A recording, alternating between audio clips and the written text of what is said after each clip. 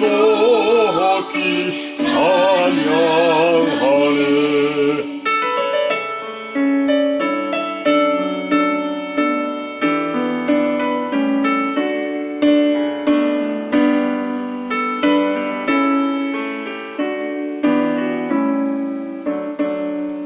주 하나님 이름을 함께 높이며 대주제 때 영광을 돌리오리.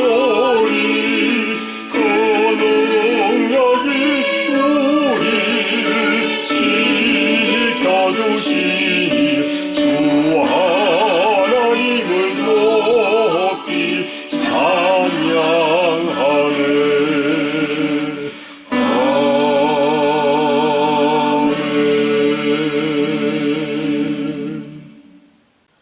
다 함께 오늘 하나님께서 우리들에게 주시는 말씀 받들어 봉독하겠습니다. 너는 가서 기쁨으로 내 음식물을 먹고 즐거운 마음으로 내 포도주를 마실지어다. 이는 하나님이 네가 하는 일들을 벌써 기쁘게 받으셨음이니라. 네 의복을 항상 희게 하며 네 머리에 향기름을 그치지 아니하도록 할지니라. 네 헛된 평생의 모든 날, 곧 하나님이 해 아래에서 내게 주신 모든 헛된 날에 네가 사랑하는 아내와 함께 즐겁게 살지어다. 그것이 네가 평생의 해 아래에서 수고하고 얻은 내 몫이니라. 내 손이 이를 얻는 대로 힘을 다하여 할지어다. 네가 장차 들어갈 수월에는 일도 없고 교육도 없고 지식도 없고 지혜도 없음이니라. 아멘. 여러분 모두에게 말씀의 은혜가 충만하시기 바랍니다.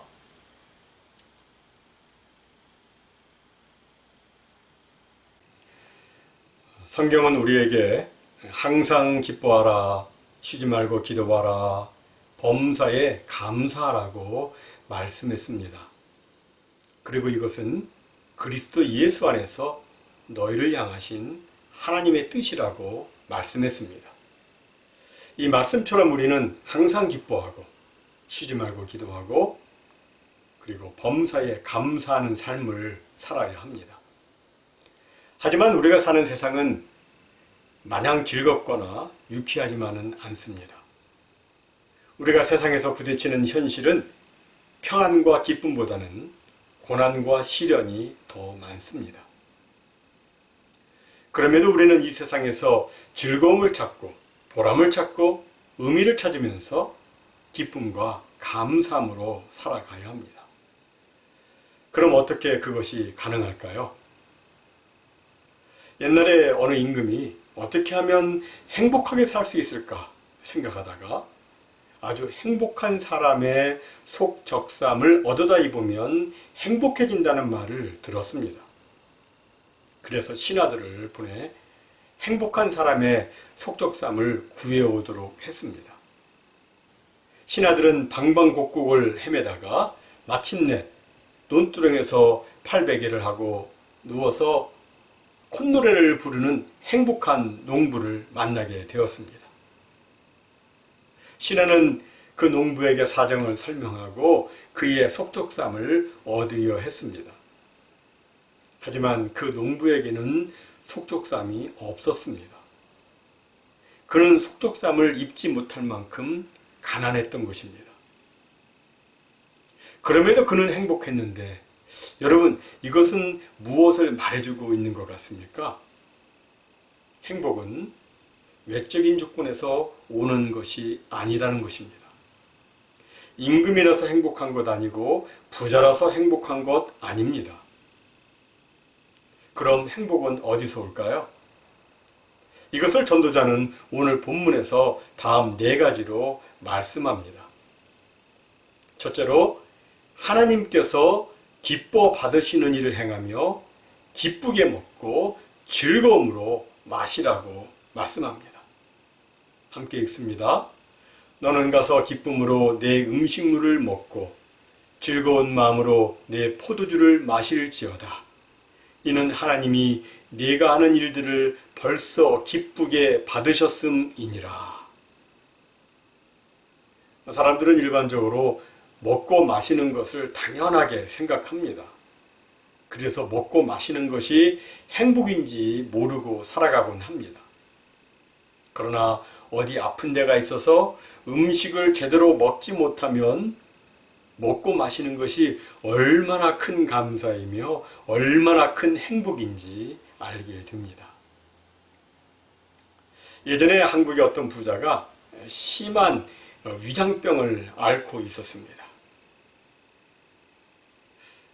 그런데 어느 날 여행을 하다가 한 식당에 들어갔는데 위가 안 좋으니까 주문을 하면서 음식을 매우 까다롭게 시켰습니다. 그리고 나서 이제 주문한 음식을 아주 조금씩 먹는데 앞 테이블에 앉은 사람을 보니까 그 사람은 음식을 너무나도 맛있게 먹고 있었습니다. 이것을 부자가 부러운 눈으로 바라보며 혼잣말로 이렇게 되뇌었다고 합니다. 나도 저렇게 음식을 맛있게 먹을 수 있다면 얼마나 좋을까? 나도 저렇게 맛있게 먹으면 얼마나 좋을까? 정말 사람이 어디 아픈 데가 없어서 잘 먹고 잘 마실 수 있는 것은 굉장한 축복입니다. 여러분 평소에 음식 잘 드시고 계시나요? 그것이 축복입니다. 음식 드실 때마다 음식을 주신 하나님께 감사하시고 또 음식을 맛있게 먹을 수 있도록 건강을 주신 하나님께 감사하시기 바랍니다. 그런데 전도자가 여기서 단서를 하나 붙입니다. 그것은 단순히 먹고 마시는 것이 축복이 아니라 하나님께서 기뻐 받으시는 일을 하면서 먹고 마실 때 그것이 축복이 된다는 것입니다. 아무리 음식이 맛있어도 그것이 도둑질한 음식이라면 그것은 축복이 아닙니다. 조폭들이 다른 사람에게서 빼앗은 것을 가지고 먹고 마신다면 이 또한 축복이 아닌 것입니다. 먹고 마시는 것이 축복이 되려면 하나님께서 받으실 만한 일이 선행되어야 합니다. 그리고 먹고 마시는 그 자체가 하나님께 영광이 되어야 합니다. 여러분, 술 마시는 것이 하나님께 영광이 됩니까? 안 됩니까? 안 됩니다. 하나님께 영광이 된다면 저는 술병을 들고 여러분에게 신방을 가서 한 잔씩 하자고 할 것입니다. 여러분, 담배 피우는 것이 하나님께 영광이 됩니까? 안 됩니까? 안 됩니다. 하나님께 영광이 된다면 저는 시가를 피우면서 설교를 하겠습니다. 그러나 그렇게 하는 것이 하나님께 영광이 안 되기 때문에 그렇게 하지 않습니다. 사랑하는 성도 여러분, 우리는 무엇을 먹든지 마시든지 하나님의 영광을 위해서 하는 것입니다. 우리 자신의 육신을 위해서 부어라 마셔라가 아니라 오직 하나님의 영광을 위해서 먹고 마시는 것입니다. 주님이 기뻐 받으시는 일, 곧 하나님의 영광을 위할 때 우리의 먹고 마시는 것이 우리에게 기쁨이요 즐거움이 되는 것입니다. 다음 둘째로 성도는 자기 관리를 잘 함으로 인생을 즐겁게 살 수 있습니다. 함께 읽습니다. 내 의복을 항상 희게 하며 내 머리에 향기름을 그치지 아니하도록 할지니라. 여기 의복을 항상 희게 하고 향기름을 그치지 아니하게 하라는 말은 단순히 외적으로 화려하게 치장을 하거나 비싼 향수를 뿌리라는 말이 아닙니다. 이 말씀의 의미는 아주 단정한 삶, 깨끗한 삶, 곧 올바른 삶의 윤리를 가지고 거룩하게 살라는 것입니다. 다시 말해서 자기 관리를 잘하면서 살라는 겁니다. 사람이 자기 관리를 잘해서 죄의 유혹을 이기면 마음이 기쁘고 영혼이 즐겁습니다. 하지만 유혹에 넘어가 죄를 지으면 그때부터는 마음이 심란해지고 영혼이 괴롭습니다.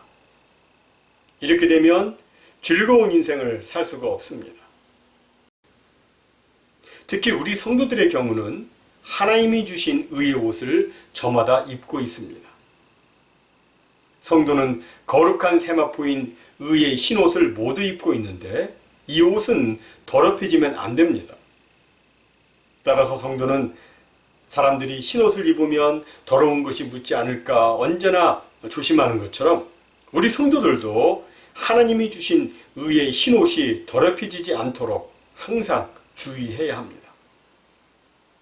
또 성도는 언제나 아름다운 향기를 나타낼 수 있어야 합니다.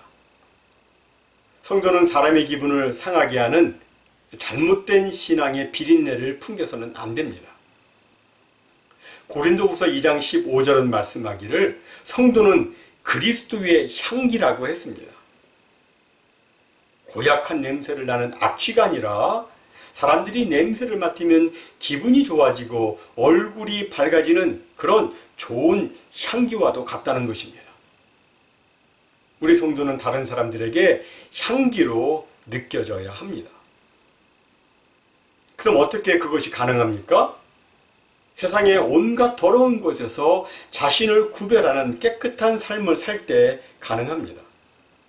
늘 성령님을 힘입고 주 안에서 성결하고 깨끗하게 살아가려고 노력할 때 성도는 하나님이 주시는 기쁨과 즐거움 속에서 세상이 알지 못하는 신령한 행복을 지속적으로 누리며 아름다운 그리스도의 향기를 주변에 퍼뜨리는 것입니다. 다음 세 번째로 성도가 즐겁게 사는 방법은 하나님께서 주신 것에 만족하며 사는 것입니다. 함께 읽습니다. 내 헛된 평생의 모든 날, 곧 하나님이 해 아래에서 내게 주신 모든 헛된 날에 네가 사랑하는 아내와 함께 즐겁게 살지어다. 그것이 네가 평생의 해 아래에서 수고하고 얻은 내 몫이니라. 여기 아내와 함께 즐겁게 살라는 것은 주어진 행복에 자족하는 삶을 살라는 의미입니다. 성도는 주어지지 않은 축복을 탐낼 이유가 없습니다. 아내가 있는데 다른 여자를 탐낼 이유가 없고 남편이 있는데 다른 남자를 탐낼 이유가 없습니다. 그럼에도 자꾸 신경이 쓰이고 눈이 옆으로 돌아가는 것은 인간의 죄성과 정욕 때문입니다. 죄와 정욕이 사람의 마음에 불을 질러서 죄를 짓게 하는 것입니다. 우리가 아는 대로 부부는 무촌이어서 가까울 때는 한없이 가까울 수도 있지만 멀어질 때는 아무 상관없는 무촌이 될 수 있습니다. 심지어는 평생 왼수가 되기도 합니다.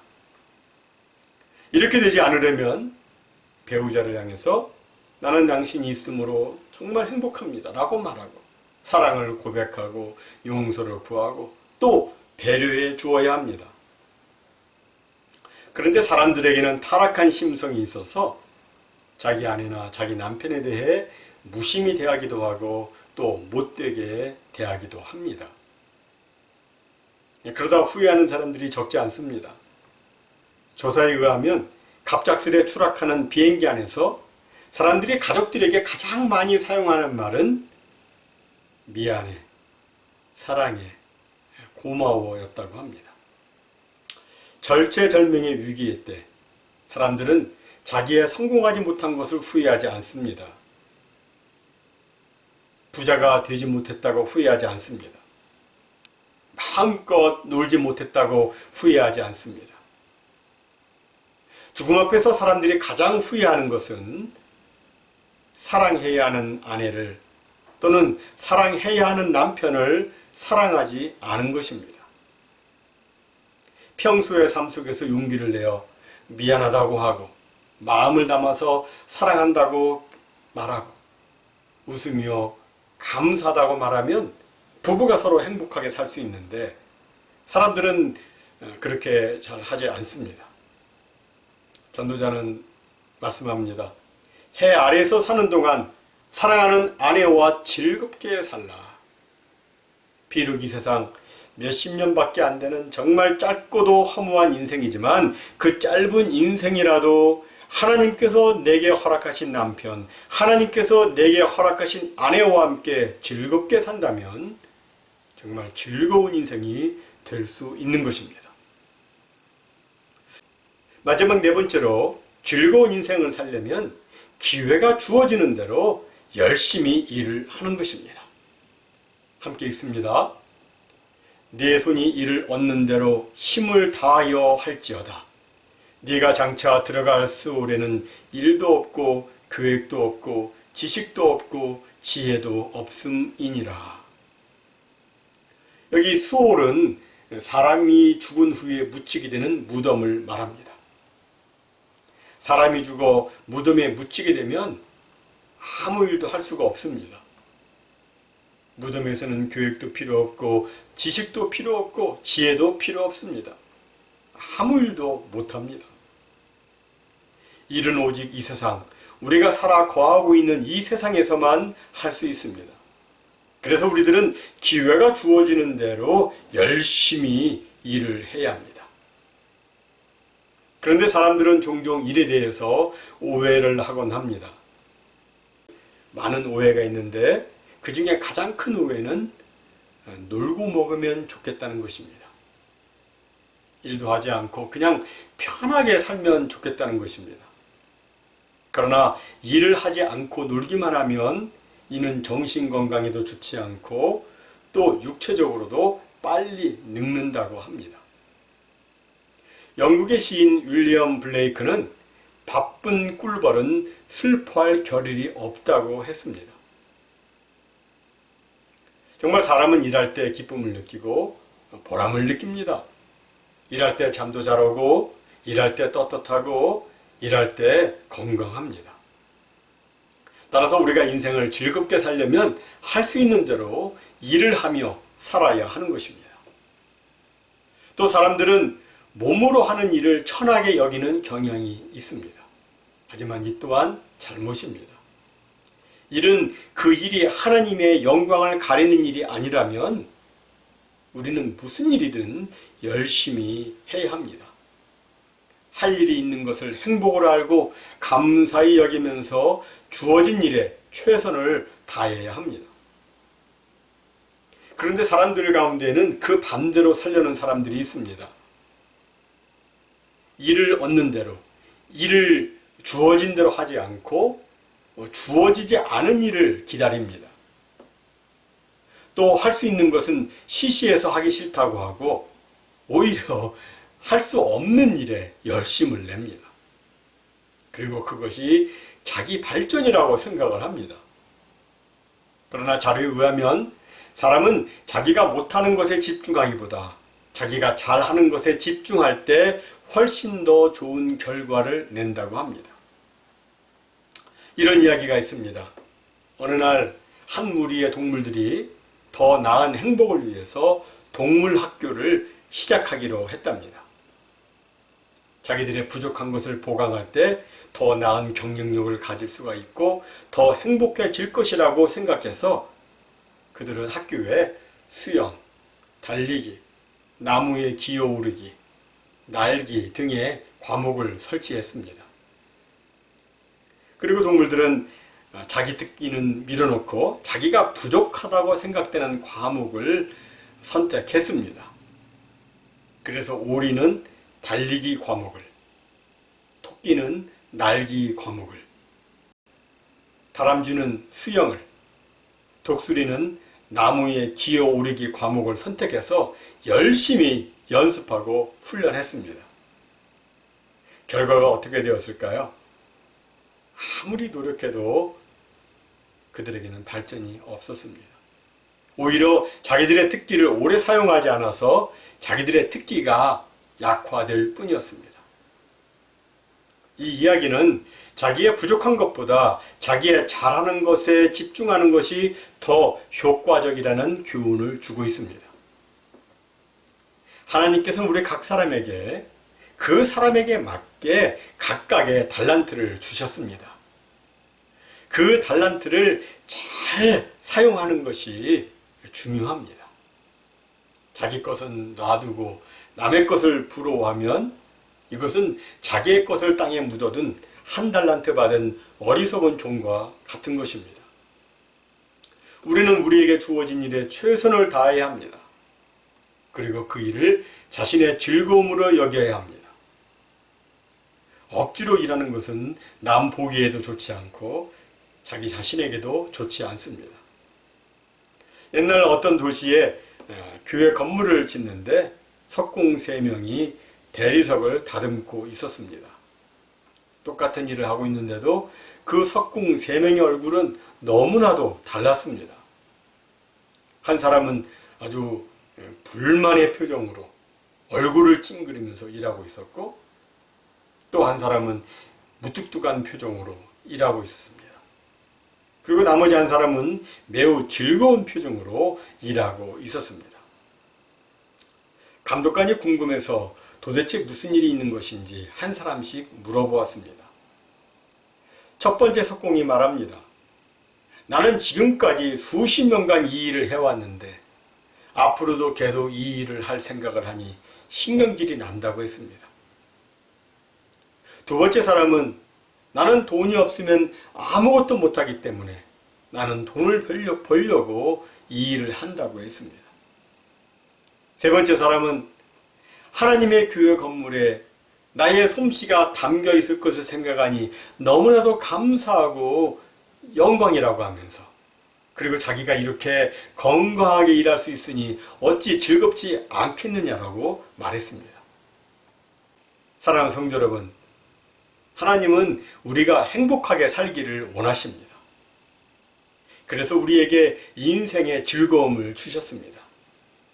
선을 행하며 먹고 마시는 밥상의 즐거움, 흰 의복과 향기로 성도의 아름다운 덕을 드러내는 자기 관리의 즐거움, 부부 생활의 즐거움, 그리고 일의 즐거움을 주셨습니다.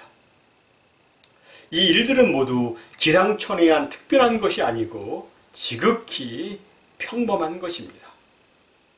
지극히 평범한 것이지만 이를 감사히 여기고 누릴 때 즐겁고도 행복한 인생이 되는 것입니다.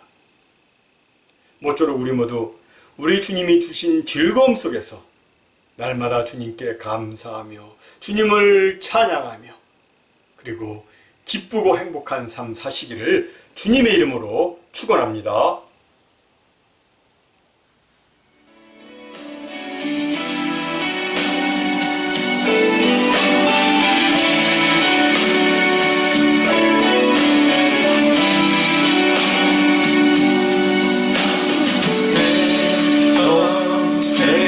사는 동안 주 찬양하리. 여호와 하나님 내 주를 찬양하리. 주님을 묵상하니 즐겁도다. 내 영혼 주 안에서 참 기쁘리. 내 영혼아 주님을 송축하라. 내 영혼아 주님을 찬양하라. 내 영혼아 주님을 송축하라. 내 영혼아 주님을 찬양하라.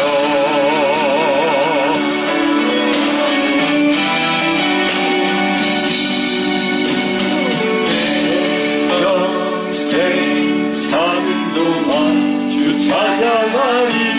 여호와 하나님 내 주를 찬양하리. 주님을 묵상하니 즐겁도다. 내 영혼 주 안에서 참 기쁘리. 내 영혼아 주님을 송축하라. 내 영혼아 주님을